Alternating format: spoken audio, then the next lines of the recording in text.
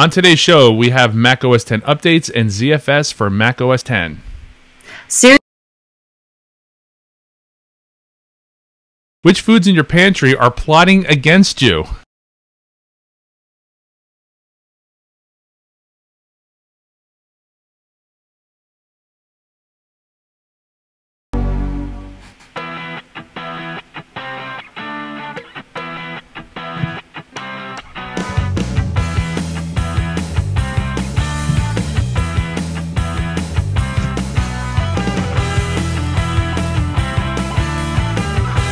Hello, everybody. Welcome to the Infinite Loop Show. This is episode 2 for did I just say September? Sure. February 1st, why not? 2012. Hey, it's September already. Oh, man, time flies. I am Michael Gaines, and with me is Kacey Coughlin. Say hello. Coughlin. Hi. I like Max. Freak.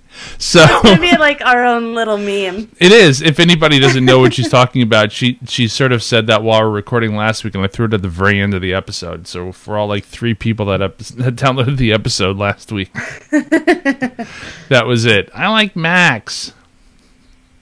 All right, let's get to the news. This is interesting. MacWorld, iWorld. All right. Well, first off, let me say something. Are they changing it to iWorld next year? I don't know. It's still like a hyphen. It's like they're going.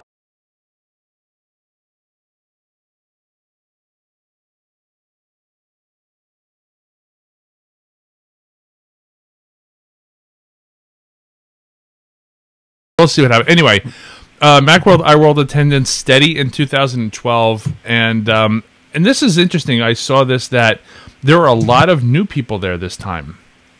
And yeah, that was kind of surprising. Well, is it? Because if you look at the numbers that the Mac store, the Apple stores say, they say a lot of new people are coming in.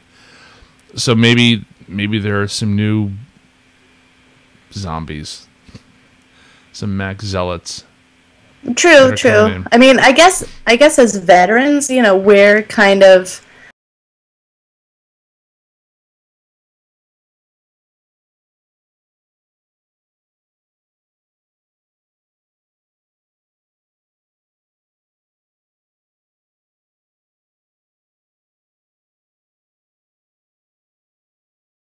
Should be and da-da-da-da, but I guess if you're, just converting and new to the whole franchise, then that makes sense. Hey, guess what?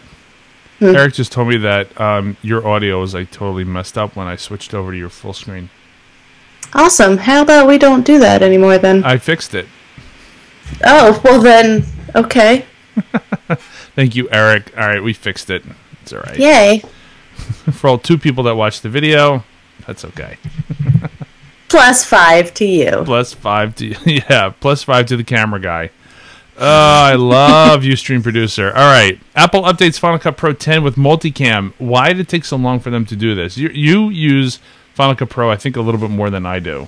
So what's up with that? Which isn't a whole lot. I mean, to be honest, I haven't used Final Cut 10. I haven't upgraded to the new one, but and I mean, part of that was that I was fine with the current version, and there's so many reports, of people hating the new version of features and whatnot, like it didn't do multi-camera, and a lot of the high-end features were just taken out.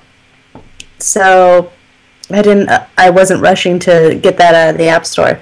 But in any case, it looks like they finally did that update that everybody was kind of rumoring and guessing that they would do to, I guess, kind of sedate like that high-end pro user base. Is this enough? I mean, is this enough to get everybody happy about Final Cut Pro 10, or is it just placating people? I think it's enough to keep people who are currently using it, and so if I think there's a chunk of people who used it right at the beginning and then said this is crap, and they jump ship. and they went off to Premiere, Avid, or whatever. That's what I've been hearing. I don't think it's enough to bring those people back, but I think it's enough to keep the rest of the people who were thinking about jumping ship, keeping them on the ship. Well, how many people are actually going to jump ship anyway? Because these two, well, I guess maybe if you're working in a studio, you can afford... I think if you're in the industry and this is your full-time, day-to-day, maybe your... I mean, it's probably pretty split, but I think there's a lot of people who do use this in a studio, and so they're more concerned with definitely the multi-camera was a pretty big deal. Mm-hmm. And I think one of the main reasons people were saying, oh, it's just iMovie Pro. Okay. Well, I haven't used iMovie in... I can't even remember the last time I used iMovie on a regular basis because the new version was terrible. Mm-hmm. I couldn't stand it. I just looked at it and I went, okay, I just want to cut this clip. Like, what do I do? And I had to relearn everything on the fly, and I just really didn't like it because I think, if I remember correctly, it was South by Southwest 2 years ago, and I had not used Final Cut Pro. iMovie before because I just assumed that it was the same as before. Okay. Mm. I actually liked it when they updated it to what was it, iMovie HD, and then they kind of drew it back a little bit. But I mean, I'm one of those people. I've used Final Cut and I've used Premiere and I've used the more professional tools, so it, I guess, came easier to me possibly.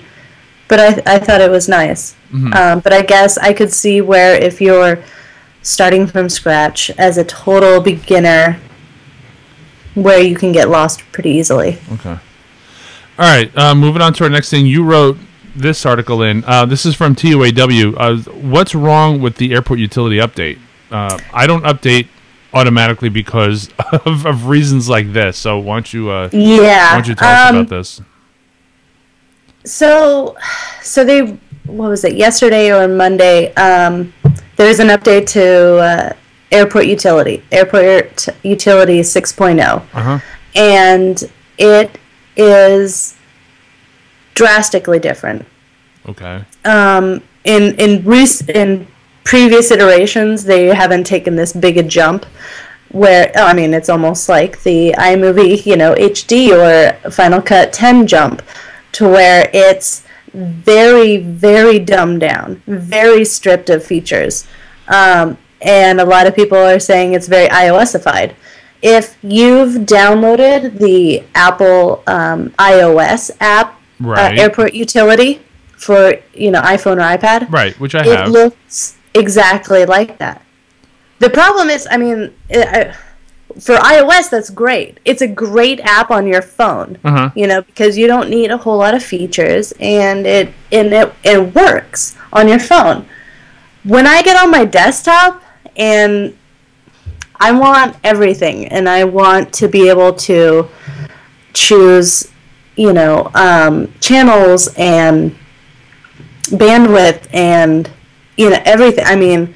I want a detailed breakdown of the network and what I can enable and disable. And I don't want, pictures and like a flowchart type of thing. But you mentioned that there was like an iOS-ified version or a look to it. Usually, what Apple does is that they have an advanced area, like you go to. Oh yeah, there's an advanced tab for it, but it's still like even that compared to the regular tab. Like TUAW had a great breakdown of this, where they had screenshots of the new one and the old one side by side, where the advanced tab of the new one isn't even as detailed as the regular screen of the old one. And then the old one would have an advanced tab as well that would go even deeper. And so all of that is pretty much lost in the new one. And this is why I don't update everything automatically. I know, and I'm scared that I'm gonna have to update because, much for the same reasons you're updating to Xcode 4 and Lion now. on your MacBook that, Apple has this tendency to kind of push you forward, much, much more so than Microsoft. And in some ways, I mean, that's good. But in some ways like this, like, I'd much rather stay on Airport Utility 5 forever. But I know if I get, like, a newer Airport Extreme with 802.11 AC, I'm going to have Airport Utility 6. Well, maybe they'll fix it in 802.11 DC. All right, that was stupid. I'm trying to bring some comedy into this damn show. All right, let's move on. There is a photo going around of a prototype of an iPad Nano with a camera in it, and people are speculating whether or not this thing is actually going to be released with the camera in it. But it turns out that it's just a prototype that doesn't work very well. Yeah, I know. I got really excited when I saw this because I really want a Nano, but I only want it for a watch. And I can't really justify just yet getting, a $200 watch. There are some better watches that are at least less money. Right, I know. I could have like a nice Michael Kors watch or something. But in any case, the camera aspect kind of, I was, really kind of taken and was like, this would be fantastic. Not like it is. Not that I'm strapped for a camera as it is. I mean, my iPhone's on my person at all times, so I pretty much have a camera with me at all times. But I just think this would be fantastic, and obviously drive sales through the roof. Well, the reports say that the camera doesn't work very well because the iris is too small. And apart from that, I mean, you're holding something that small. Yeah. I'm just thinking. I'm trying to find something on my desk that's actually that small, like. I don't know, this Swiss Army knife or something. Sometimes you can't really hold it very steady to take a picture. It shakes a little bit. Yeah, no, there's people complain about that with the iPhone. Well, yeah, but the iPhone is that you can hold it with two hands. Yeah. And then at least you have two hands to hold it steady and you can take your picture. But when you've got something that small... You can do that with the Nano. It's just like... I don't know. It's just your fingers get. There's something. It's so small that at some point you just go. I just want a real camera. Oh yeah. Yeah. How do you go? How's it go? That's what she said. I guess so. I don't know. I wasn't there. All right. Mac Rumors reports that there is a new ZFS, a commercial version of ZFS coming out, which is amazing. Now. For those of you that don't know what ZFS is, this has been going on since about 2006. It was supposed to be released in 2008. ZFS stands for, I think it's Zettabyte File System. The name of the file system really doesn't give a good indication of what it is, except it has a Z in it. And anything with a Z in it must be awesome, right? Yes. Right. So... ZFS was supposed to come out for the Mac in 2008, and Apple dropped it. I believe I've been reading a whole bunch of stuff about ZFS in the last few days. From what I understand, Apple stopped working on ZFS, I believe, or was it 2009, because of some licensing problems between Sun and another company. And so rather than getting involved in that, they just dropped it, and they stuck with HFS Plus. But this company called Xevo... In fact, the Xevo was started by the architect that was working on ZFS for Apple. He created this commercial application which formats your drive, and you have to format it because it's a brand new file system, and runs ZFS on your Mac. Now, what makes ZFS such a big deal? The biggest the biggest advantage to ZFS is that it has a redundant checksum file system. So theoretically, it's supposed to have data storage that will never go bad. And it's supposed to be self-reconstructing. Although I have yet to test that, and I really don't even know how I would test it. I mean, you can't, like, bang the thing with a hammer. Yeah, it sounds like kind of a long, long test. Yeah, and it's not something I want to try. But I would like to give this thing a whirl. Now, there's there's an open source version of ZFS called MacZFS, which has not been updated since February of 2011. That's my problem with with open source software, is that it becomes stagnant. Even though people have been, I was looking at the log, people have been working on it, but the final stable download has not been updated in a year, and that kind of bugs me about open source software in general. And I don't know, I'll get hate mail for that, but I don't care. But they have 3 versions that are out, or I'm sorry, there are 4 versions that are come out. The Silver Edition is out now, which is just basic stuff. The Gold version is going to have time machine, rotating data, snapshots, and such. Platinum Edition for raids, and then a Developer Edition. The problem with ZFS right now, according to the Mac ZFS version will allow you to boot off of a ZFS drive, but this version right now, the Silver Edition of Zevo, won't. So it's really just good for a data drive. Yeah. But still, if you have data that's very important and you want to put it on something other than the media catching fire, this is supposed to keep your data handy. And in fact, I forgot where I was talking about this. Maybe it was a Hangout. If you back up, like I remember, yeah, it was a Hangout. I have a backup drive. My backup drive died. Well, what happens when your backups die? I mean, what do you do? So this is supposed to cry, but this is supposed to fix that problem. So maybe I'll give it a shot. Yeah, no, I mean, I don't see why. I mean, if like on my MacBook Pro, I don't have. Now, would you be able to do this on a partition, or does it have to be a whole separate drive? Yes, I read that you can do it on a partition. Okay, so I was going to say, yeah, I only have one drive in my laptop, but if I could partition it off and then test it, on just a partition, then I don't see why you wouldn't. What the hell? Yep. So maybe I'll give it a shot.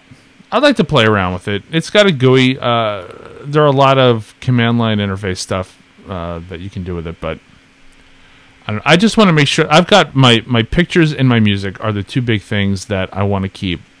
Yeah. Because when you have, like, I have slides. I have a lot of family slides. And what are those? 35 millimeter slides from the 70s. These are family slides. These are pictures that my dad took before I was born. And I am now the holder of the slides. Well, I'm scanning them, but what happens when either the slides, I don't know, deteriorate or the backups of the slides die? And that's why I would like to have some sort of file system that has better integrity. No, totally. So, all right, moving on. Canon updates the EOS utility for full Lion compatibility. I'm just throwing this in here for anybody who's got an EOS or a Canon Rebel camera. I use the EOS utility. What? So there you go. It's updated for Lion, and that's it. That's all I wanted to mention. Enjoy. Well, people were complaining that their cameras weren't working with Lion, and now they do. Okay. All right. What is this report on the iPad 3 to have a quad-core A6 in LTE? So I saw this on a few blogs. 9 to 5 Mac, I think TUAW had at Mac Rumors, that there was some debugging code leaked, and the device IDs pointed to quad-core A6 processor in the iPad 3. Yeah, we kind of figured that. But I thought even more interesting was LTE capabilities. This is 4G LTE, right? Yes. All right. The real thing in iPad 3 before iPhones. But, I mean, like most people, I think my first thought was the iPad gets it before the iPhone. But of course it does, because that's how it's kind of worked to date. With the iPad 1 got, was it the A5 processor before, or A4 processor before the iPhone. The iPad 2 got the A5 first. Because I think because it's a bigger form factor, it's a little easier for them to, work out spacing and everything and how things are going to work, kind of like how i5 and i7 processors came to the desktops long before they actually got a reliable mobile version on the laptops. So for the same reasons, you see a lot of this newer technology surfacing in the iPads before you see it in the iPhones. So theoretically, we'll be seeing a 4G LTE iPhone 5, which makes sense considering the fact that 4G LTE has been out for a while. I've got a Verizon MiFi that's got 4G LTE in it. Let me tell you something. That thing is damn fast. It's much. Oh yeah. It's so much faster than 3G. I mean, remember going from Edge to 3G, and we thought 3G was really fast. That's how fast LTE 4G is to 3G. And so I don't use it very much. I only use the Verizon MiFi when I'm away from home and I need going on vacation and such, and go to South by Southwest, and everybody's like got the AT&T system swamped. That's when I use it. Bring it with me to concerts because usually you can't get an AT&T signal, that sort of thing. I go, I'm watching Iron Maiden, so that's what I use it for. But even still, the quad core A6 looks like a big deal. But all right, let's talk about why would they put such a big processor into an iPad? Apart from the obvious reasons that because they can. Is there something about this iPad 3 that may be different than the iPad 2 in terms of power, what they're going to use it for? Like maybe more music, more recording, more video? Yes. Well, I mean obviously that's a Captain Obvious question. They're going to have to upgrade it. Every iteration is going to have some speed boost and a graphics rendering boost to some extent. I guess you could say that this kind of points to a retina display on the iPad 3. Right. But I think that's less likely than, even the LTE in the A6 rumor is pretty solid. But the retina display, I think, is still pretty much just a rumor. And I'd be surprised if that came to be, specifically for the reason that they'd have to introduce another form factor into the environment, into Xcode, into, all the way down the line. Right. That's a whole other issue from a developer's point of view, which I can talk exactly. about. I've been looking at Xcode 4.2 for a project I'm working on because a lot of the sample code that I got only works on Xcode 4.2. So I'm thinking that there may be an Xcode 4.5 or a 5 or some sort of update around the corner for this. And there have to be. There has to be some sort of update for the A6. Would a quad-core A6 LTE and Retina display be enough to get you to buy one? If you just bought an iPad 2 last year? Well, I mean, I'm getting one regardless. It could be the iPad 2 with a pink frame bevel, and I'd get it. Last year at South by Southwest, they actually opened a temporary store in Austin. I know. I was standing online on that for like 4 hours or something for an iPad 2. And it was worth it. It was definitely worth it. But I mean, this question was raised when the iPhone 4S came out. Saying that it's only a minor update. It's evolutionary and not revolutionary. You could say the same thing about iPad 3, but look at the numbers that came out for the iPhone 4S. AT&T and Verizon put out their numbers for how many iPhones they sold in the fourth quarter of 2011. For AT&T, their total smartphone sales was roughly 75 to 80% iPhone. Yeah. And Verizon was about half of their smartphone sales were iPhones.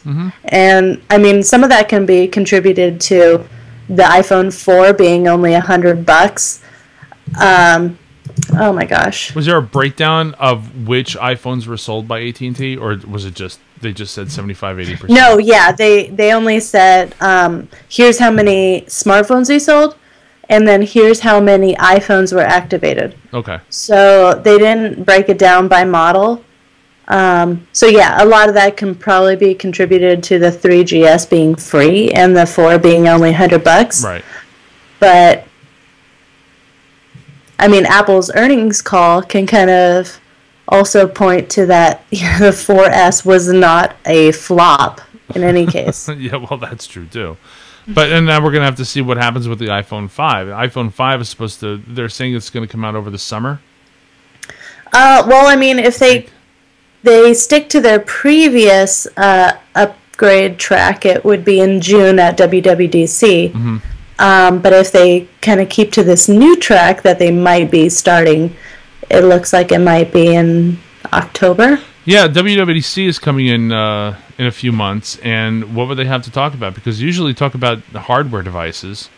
Well, they talk a little bit about hardware, and then a little bit about OS updates and iOS and tools. So they could still talk about iOS updates without having hardware. I mean, last June they did that. Yeah, iOS 5 just came out. We're only up to 5.01. I don't see an iOS 6 being announced.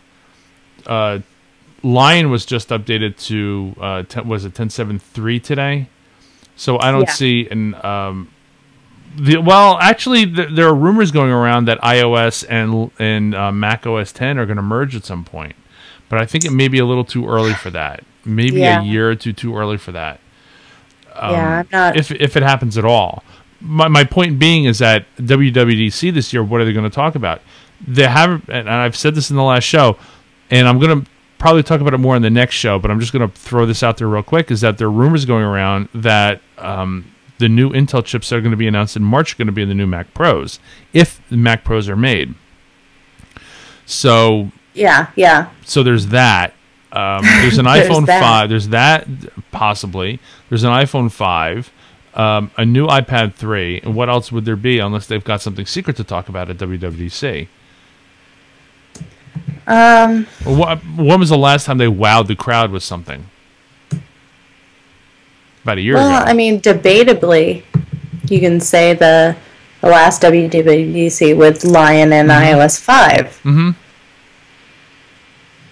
Yeah, but I mean, exactly. That's my point. Is that there wasn't really much in between. So I think this is the time to get the Mac people rallied up. Yes. Okay.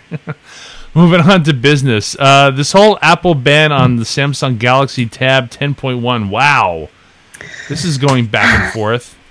I know it seems like it's old news, but I know the law works very slowly. So, all right. So what's happened now? There is no ban on the 10.1, but there is a ban on the 10.1. There's no ban on the 10.1N, and there is one on the 8.9. Is that correct?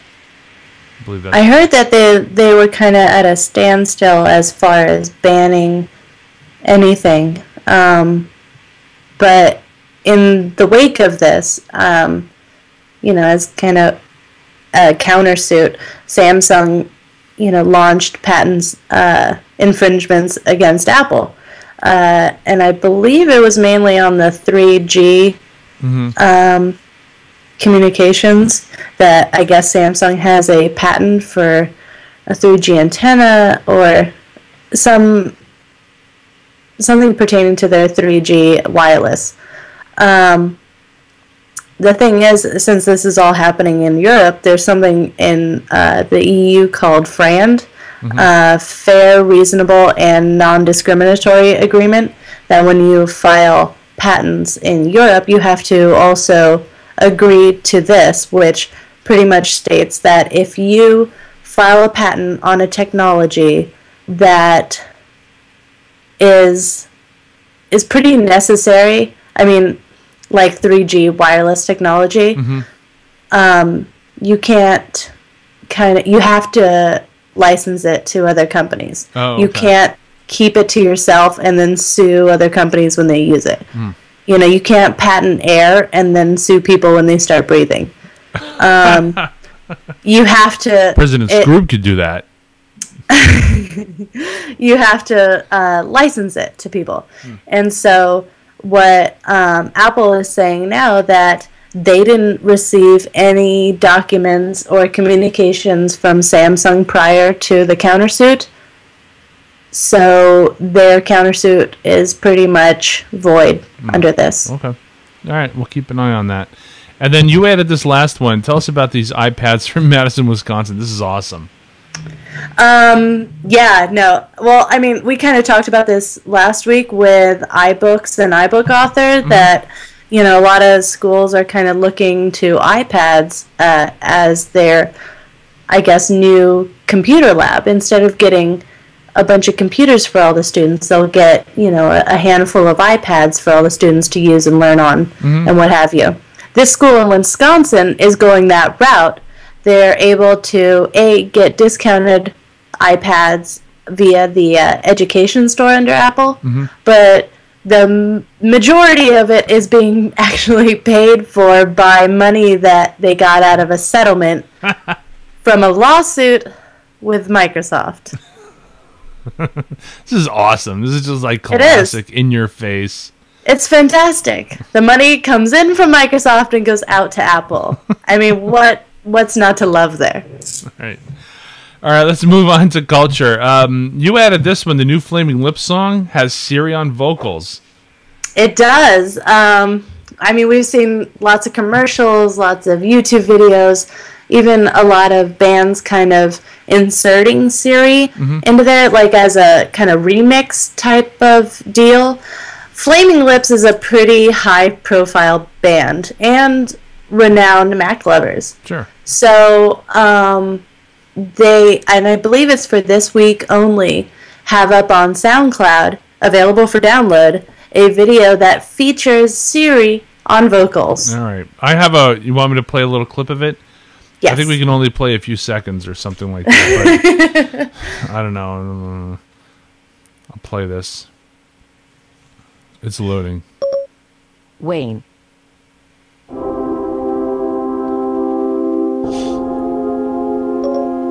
Wayne. It takes a little I bit don't to understand. ramp up. Yeah. The moon, the stars, and the sun. All right, I'm just only going to play that much. I think that Siri kid's got talent, It's actually She's pretty gonna go cool. places. It does pick up a little bit from there. I was expecting a little more when I heard that Siri was going to be inserted into a song. I thought that it was going to be a little more than that, but it's still kind of nice. It's still kind of, and I don't mean to like rag on them or anything, but it is a Flaming Lips, and they tend to do songs that aren't always, I guess, mainstream sounding. So. All right, moving on to this next. Now, this one I was keeping an eye on for a couple of days, but it seems to have fallen off. Neil Young was working on a new file format for high-res audio. And anybody who knows me knows that I'm a sucker for high-res audio. There's actually I have to find it. There's actually a store, I'm going to find it while I'm looking, where you can buy high-def versions of albums. 192 versions of albums. It's called hdtracks.com. And so what this means is that the resolution of the audio is several times better than what you can get on CD. Now, if you're the type of person that listens to music in your headphones with your earbuds, or you listen to a lot of music going 70 miles an hour and the windows are open, this is not something that anybody's going to really care about. You need to have decent equipment to play back, to listen to be able to hear the nuances of the audio that you've just paid $40 for, whatever it is.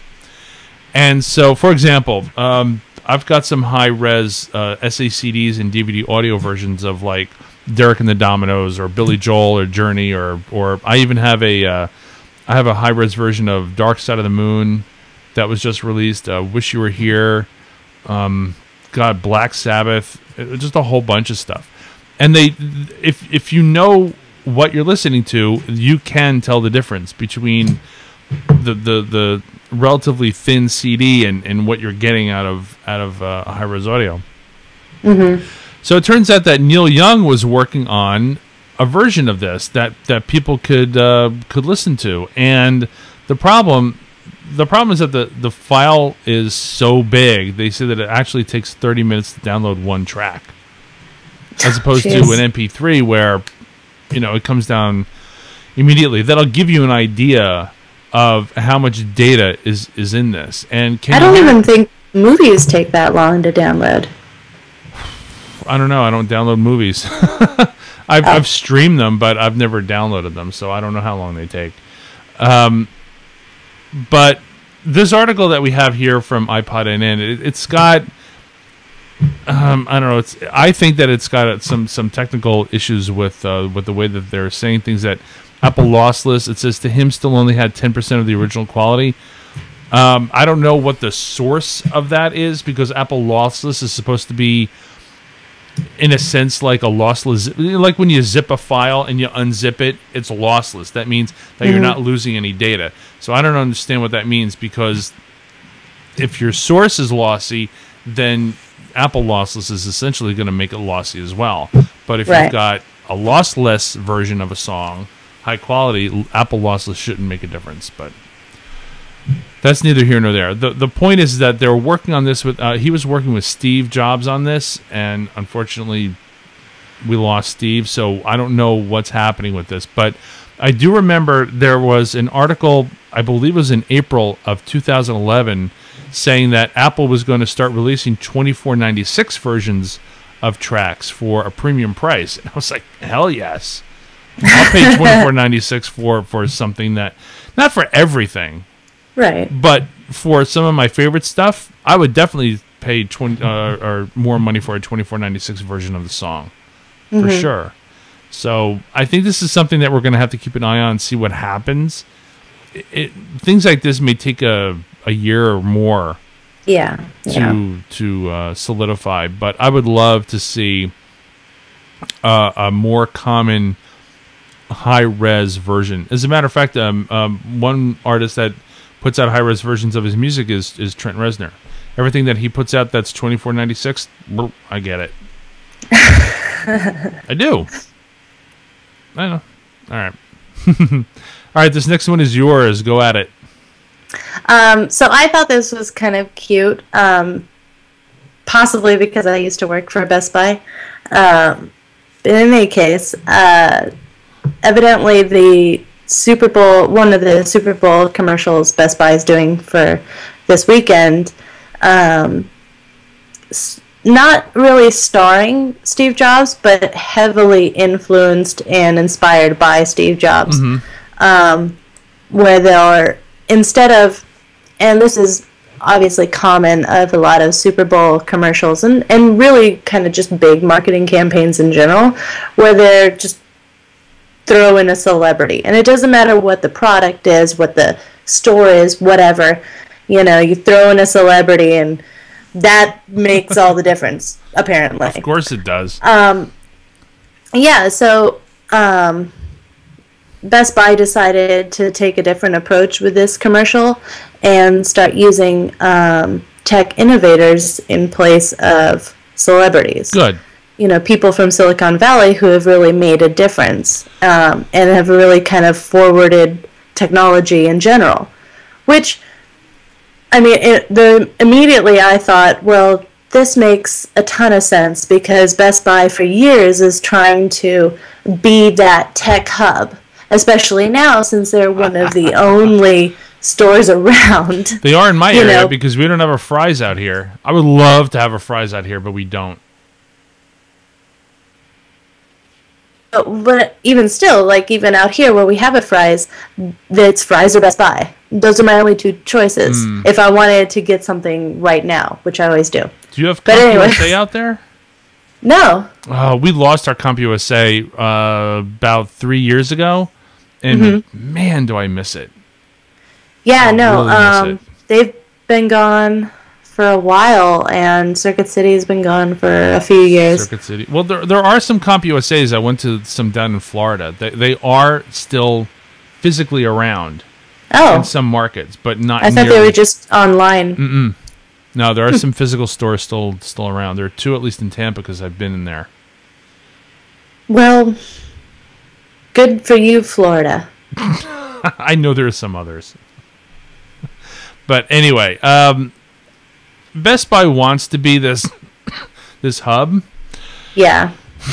Do you think that they can do that? Because every time I go to a Best Buy, no matter what Best Buy it is, local or non-local, I just don't get that we know what we're talking about vibe from the whole store. I know. And that's really hard to do because, I mean, they hire a lot of kind of nerds. But even within that, there's different subgenres, and a lot of my coworkers. Mm-hmm. Now I'm gonna be like talking smack. I mean, a lot of people they'd only stick to their one genre. Mm-hmm. If you were a big video game person, then that was it. You got put in media, and there you go. If you were kind of a computer person, and even within computers, obviously there's separate subgenres. Mm-hmm. With the majority of the computer people being Windows people, and even still, I mean, they move people around from department to department and kind of sort of retrain you. But you gotta know this stuff like the back of your hand. I worked in an art store. I don't know if I mentioned this in the last show or not, but I worked in an art store. I went there looking for a job because I needed a job to pay for school. Mm-hmm. Within a year or two, I was learning this stuff like the back of my hand, and I liked it. I like art, Never really studied it, but I appreciated it. Yeah, no, a lot of the people pick it. Yeah, you pick it up if you like it, I think, is kind of the key words there. I knew a lot of people who worked for Best Buy who just hated their job and kept working. Yeah. I mean, if you hate your job, then go somewhere else that you enjoy. Don't sit there and make it horrible for the rest of us. Yeah. All right, moving on to apps. Do you have an app this week? I do. Not really. I mean, I have lots of jailbreaking apps, but well, you can show me that one that you're the flip one. Anyway, I'm going to show this to the camera. I'm going to talk about it. This one's called Starwalk, which is huge for me. I love this. It's an app that uses the compass. Other camera. What? Other camera. Other camera. Thank you. Just kidding.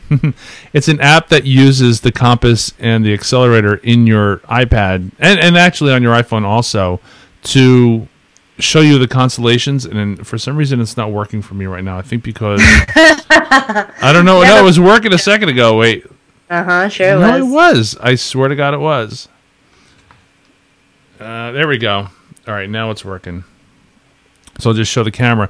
As you move your iPad, the constellations go with it. No matter if you tilt, if you go up or down, it'll show you what the constellations are. And it's pretty wicked because you can actually hold it up to the sky and you can say, oh, it'll tell you like there's Mars, and you see a red dot in the sky and there's Mars. Now, of course, when I was a kid doing this, we had to do it the old-fashioned way. We had to use books, and we had to look at the books with a flashlight. Whatever. Point is, if you're an astronomy buff, I love this app. Love it to death. And it's well worth the money. And apart from the fact that it does that, I should actually, I should do this. It has this really cool music that goes with it. I don't know where'd I go. Here, astronomy. Whoop, wrong app. Because I was looking at another one earlier. I turned the music on. You can hear this. It's got this really cool music that goes with it. So if you're sitting in a field in the middle of nowhere, you've got this music playing, this like sort of new age type stuff. It has alerts, so it'll tell you that there's a meteor shower coming in your area. Oh, that's cool. Really cool stuff. That. I love this app. I have to say Starwalk is by far the best astronomy app out there. Yeah, it's been on the market for a little bit, and I agree. It kind of uses almost like a alternate reality type, through the camera. Well, it's not really through the camera, using GPS more, I think, and where constellations are relative to you, and it's nice. All right. What do you have? Anything? You can say no. No. Okay. Thanks. I've been customizing my iPhone a lot with through the jailbreaks Cydia store. Mm-hmm. So I mean, there's no one app in particular, but just a lot of kind of interface customizations. Okay. All right, on to trips. I was telling Kacey today that I was having some problems with my Mac, and not to get into a big thing, but I've got this NVIDIA OpenGL problem on my Mac Pro, and there's a very, very long thread. It's like 30 pages long on the Apple discussion boards about what it is, and nobody can, to this day, people don't know if it's a software or hardware problem. But in any case, I had a reboot, And since I rebooted, I had to reboot. So since I rebooted, I was trashing a whole bunch of files on my desktop because it was a little messy.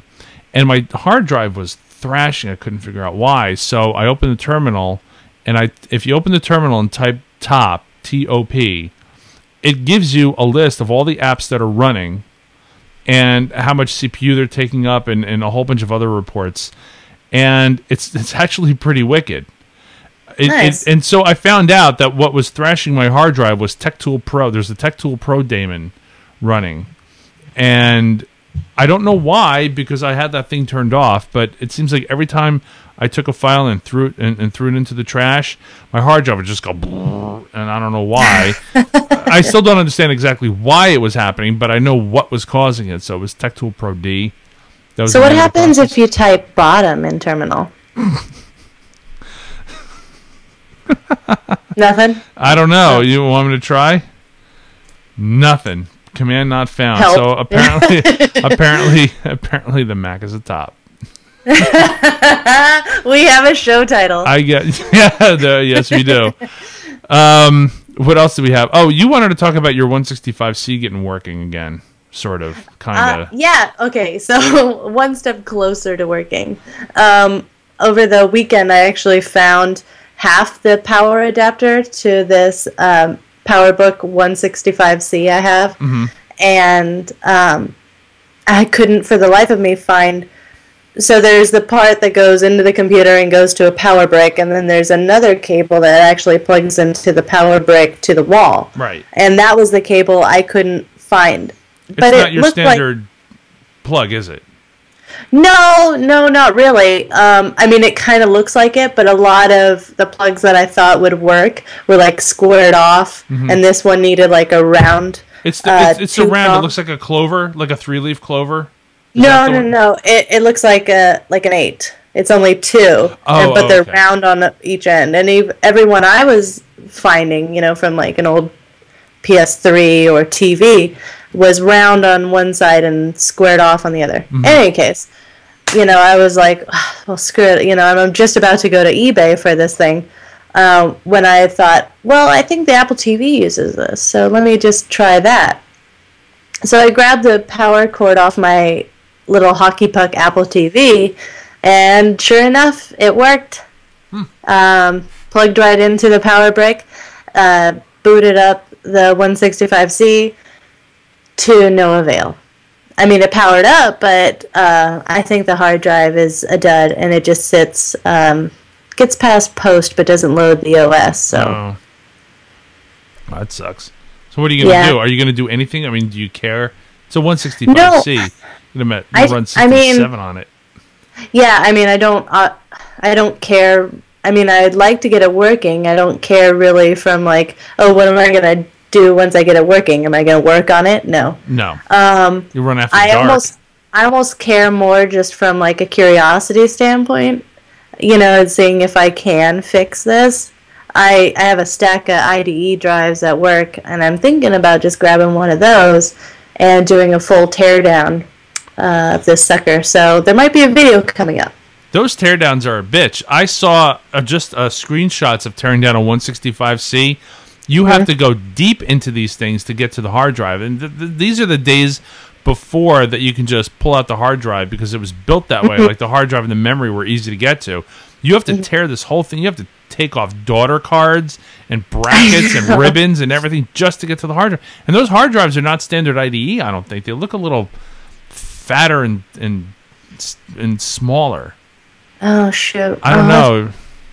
You're going to have to check, because I don't think they're standard. I'll have to do more research then. Because, I mean, I saw IDEs. I was just assuming it was a normal 2.5 IDE, but maybe you're right. I wouldn't be surprised if it was some kind of weirdness. It's entirely possible that it was just the angle of the picture, because I was looking for a model number and they didn't show one. It just showed the picture of and it looked like the length of a notebook drive, but it was fatter, taller. So I don't know. Well, I mean, if the actual IDE connection is still the same, then I think a newer one would still work. Okay. All right. in my corner, what I've been doing is how's your cube doing? My cube is actually working. So what I did was I bought this cube. I actually had a cube years ago, and I got rid of it. And I thought, I really wanted to have one on my desk or something. So I bought another one a long time ago. Well, this one, the reason why I bought this particular one is because it had a DVD-ROM drive, not just a CD-ROM drive. And it had a different video card, and it was faster. It was 500 megahertz as opposed to the original one I had, which I think was 450. Ooh. Yeah, I'm need for speed. So I booted it up years ago, and it worked. It was noisy, and cubes are not supposed to be noisy. And the DVD drive stuck. Like, you would stick a CD in it, and it would take it, but then when it tried to eject it, would go, and then it would push it out like a millimeter, and then you would have to use like tweezers just to get enough force to pull the CD out. It sounds like the motor is just failing. Well, it's like not the motor. Power. No. It's actually not the motor. I found that if you put a disc in over and over again, then the whatever is called, I think there's something gummed up in there, because then eventually it pushes it up fine. So it needs some lube? Yeah, it needs lube. My cube needs lube. And there's our show title. There it is. But anyway, I tore down a Mac G4 tower, G4, I don't know, months ago, maybe over the summer last year. And the only thing that I kept from it, other than the plastic Apple logo, was the video card. I don't know why I kept it. It wasn't like I said, someday this is going to be worth money. I don't know why. It seemed to be the only thing out of the entire Mac Pro, or the Mac G4 tower that was worth keeping for any reason. And I kept it in the garage. And I said, you know what? I wonder if... Oh, well, let me back up a second.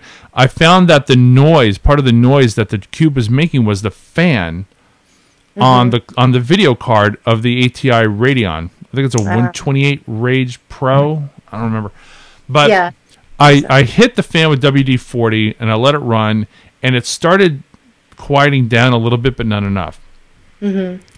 So I took this video card out of the garage, and there was nothing on it that said this is an NVIDIA or this is an ATI.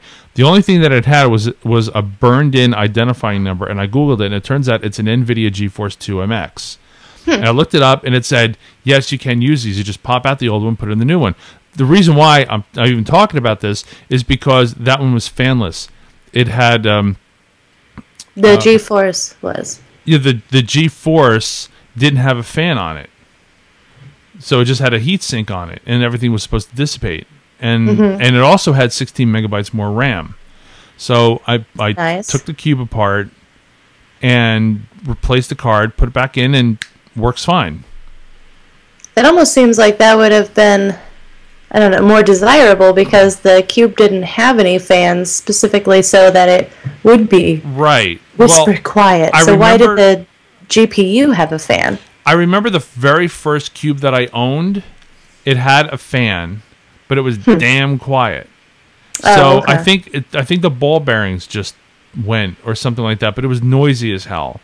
And yeah, you can find a replacement for $10, but I don't know if it wasn't worth it. So anyway, so now that's out of the way. Now the hard drive is making all the noise. It's in the corner over there. In fact, I'll just sort of like turn my... No, you can't see it. Well, you can see it, a little piece of it over in the video.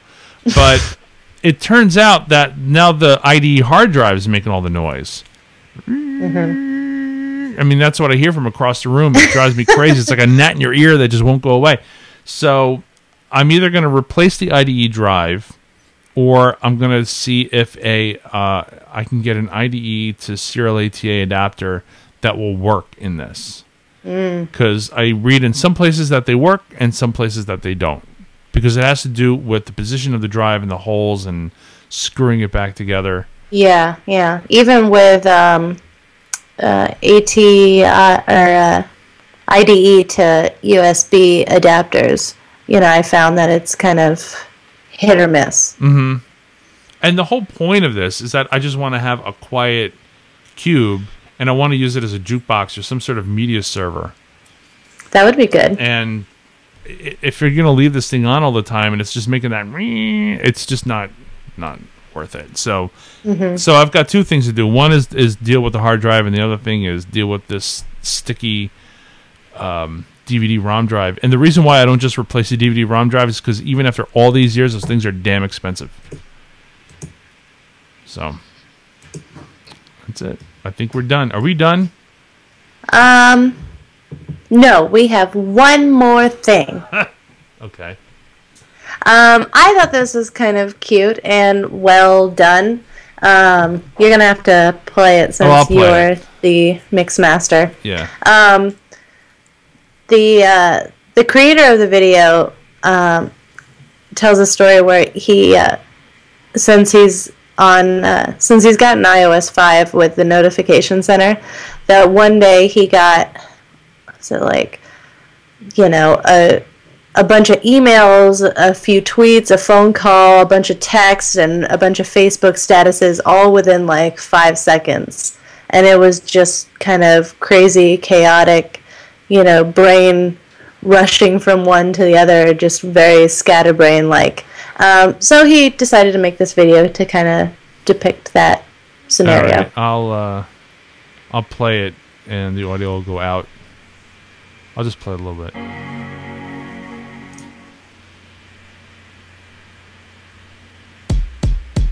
It's somebody knocking on the door.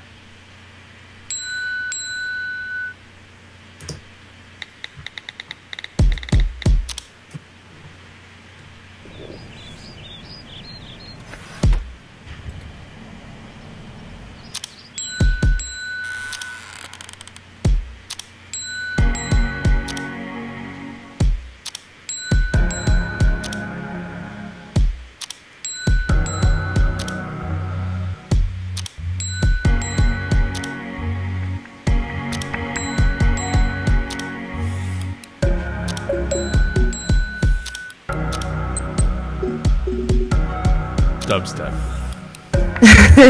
Anyway, this goes on and on. It's actually pretty clever. I was expecting a little more from it. I was hoping to get some more beats or something with all the sounds from an iPhone and a Mac, and there's that pounding on the door. I thought that was kind of interesting.